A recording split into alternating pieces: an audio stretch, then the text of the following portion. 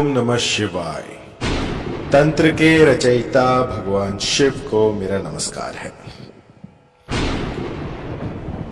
बात बहुत पुरानी है, जब लगभग 7-8 साल पहले किसी ने इस मंत्र का प्रयोग किया था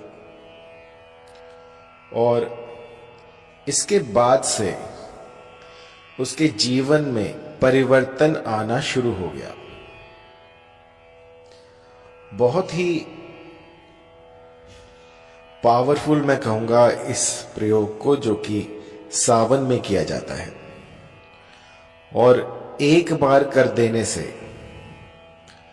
ये आपके साथी को जन्म जन्मांतर के लिए आपके अनुकूल कर देता है। मैंने तो यहां तक देखा है कि इसके बाद किसी और प्रयोग के करने की आवश्यकता नहीं पड़ती।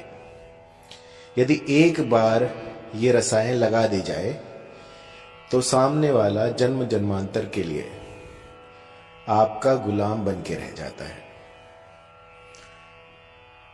और इसको करना बड़ा ही सरल, इसे कोई भी कर सकता है।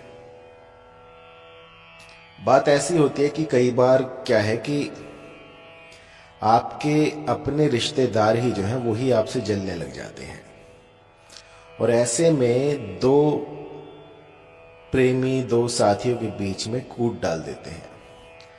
कुछ ऐसा करा देते हैं जिससे कि दोनों के बीच में निरंतर कलह कलेश बना रहता है। और ये एक आदमी की बात मैं नहीं कर रहा हूं, मैंने ऐसे लाखों केस देखे हैं, उसके बाद मैं आपको बता रहा हूं। तो ये आम है, ऐसी क्वेरीज मेरे पास आती रहती हैं कि गुरुजी किसी ने हम पर ये टोना करा दिया, किसी ने ये करा दिया, तो कुछ भी करके इसको काट गए। और अगर एक्सट्रीम वाले केस में आपको बताऊं तो आप समझेंगे कि सामने वाला जो पागल है, उसके पास वो अपनी सेंसेस में नहीं है, या फिर कुछ नशा पत्ता कर रखा है, कुछ फूक रखा है उसने। ऐसे ऐसे केस आते हैं। तो एक केस जो था वो बहुत ही अचंभित करने वाला था, वो उसके बारे में आपको बताता हूं। किसी एक व्यक्ति ने मुझे कॉल किया कि गुरुजी आपने ये इस रंग के कपड़े पहने हुए हैं, और फिर मैंने देखा तो मैंने वैसे ही कपड़े पहने हुए थे, लेकिन कोई दूर बैठा हुआ मुझे कैसे देख सकता है, कैसे मेरे कपड़ों का रंग बता सकता है। तो ये विद्या देखकर मैं आश्चर्यचकित रहा कि कोई मुझे ऐसा कैसे बता सकता है। इसके बाद उन्होंने मुझसे दीक्षा ली और जाने अनजाने में उनसे मैंने ये वाली जो विद्या है ये अर्जित कर ली। और यकीन मानिए अब ऐसा हो गया है कि चाहे कितनी ही दूर आदमी बैठा हो, चाहे वो उसके मन में कैसा भी विचार उठ रहा हो, उसके बोलने से पहले ही मुझे पता लग जाता है कि सामने वाला क्या बोलेगा।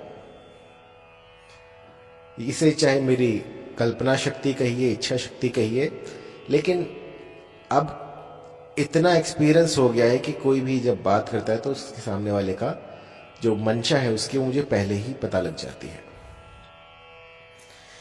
तो बस मुद्दे पर आते हैं, मैं बार बार भटक जाता हूं। तो मंत्र ऐसा है कि किसी को भी पल भर में आकर्षित कर दे, और इसमें आपको ज्यादा कुछ तामझाम नहीं करना। बस आपको अभी सावन चले हुए हैं तो सावन में कुछ रसायन बनानी है और इस रसायन का तिलक लगाकर अपने साध्य व्यक्ति के सामने चले जाइए। रसायन में आपको चाहिए होगा मदार। मदार के 2 प्रकार होते हैं, जिसे हम आक कहते हैं, जिसके पत्तों में से अगर आप उसे तोड़े तो दूध निकलता है सफेद रंग का। तो मदार का पेड़ आप ढूंढ लीजिए कहीं पर, उसके पत्ते पर आपको क्लीम लिखना है। क्लीम लिखकर जो भी आपकी कामना हो वो उस पत्ते पर आप कह दीजिए और इसके बाद अम्रबेल से उसको लपेट दीजिए। जब ये क्रिया आप कर रहे हो तो आपके मन मस्तिष्क में क्लीम का जाप चल रहा हो। सिर्फ क्लीम का जाप ही है जो आपको किसी को आकर्षित करने में सहायता कर सकता है। सफेद मदार का पौधा आपने ढूंढना है, पेड़ ढूंढना है और उसके एक पत्ते पर क्लीम लिख देना है। क्लीम लिखकर उस पत्ते को फोल्ड करना है और बाहर बाहर से अम्रबेल से आपको उसको बंद कर देना है। ऐसा करके आपको उस पत्ते को बहते हुए पानी में, नदी में बहाना है। कई बार मैंने ऐसा भी देखा है कि लोग किसी नाले में बहा देते हैं, फिर उनका काम नहीं होता। तो मैं बहता हुआ पानी इसलिए कह रहा हूं कि आप जहां भी जाएं तो वो पानी जो है चलता होना चाहिए। रुके हुए पानी में कर दोगे तो ये प्रयोग काम नहीं करेगा। इस प्रयोग को कीजिएगा तो सामने वाला जो है वो आपसे वशीभूत हो जाएगा।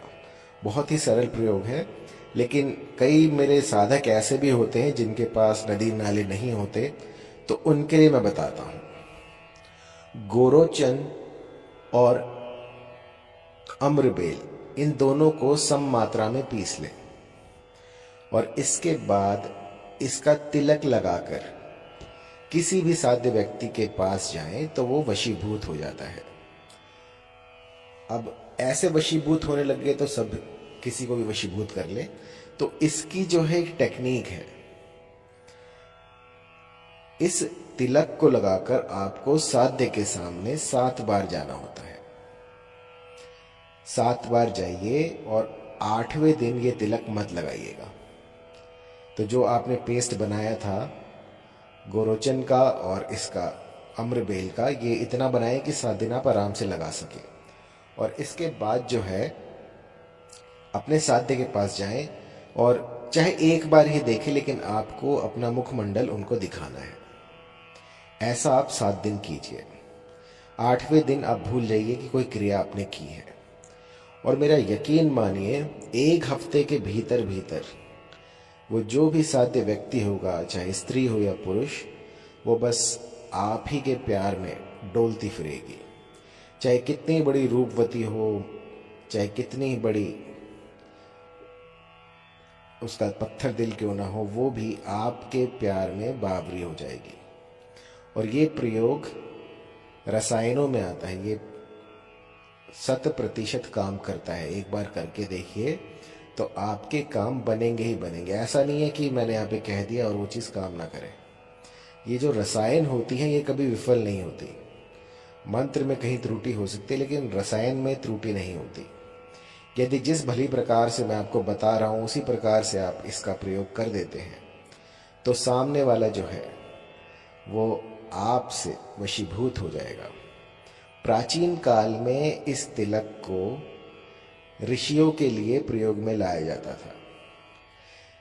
जब कोई रूपवती चाहती थी कोई ऋषि उनसे प्रेम विवाह करे या फिर उनसे संबंध बनाए, उस समय पर जो ऋषि होते थे वो इतने हठी होते थे कि काम वासना से दूर दूर तक उनका कोई वास्ता नहीं होता था। ऐसे में उनको भ्रमित करके इस तरह से उनको अपनी ओर आकर्षित किया जाता था।